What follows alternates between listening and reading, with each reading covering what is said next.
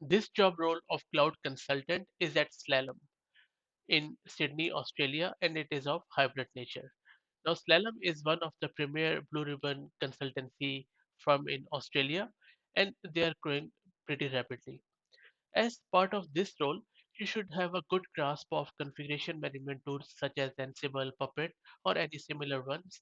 Plus, you should be well versed in any infrastructure as code tooling like Terraform or CloudFormation. If you have some good exposure in security services like identity management, security monitoring, and compliance frameworks, and a deep understanding of core security concepts and processes, then it should be good for this role. If you have worked in Jenkins, Artifactory, Python, and any other scripting languages, that is always a huge plus.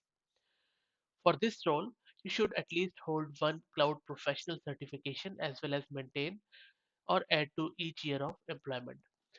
That is something I'm not much of a fan of, but as it's a consultancy, so I can understand their requirement for certification.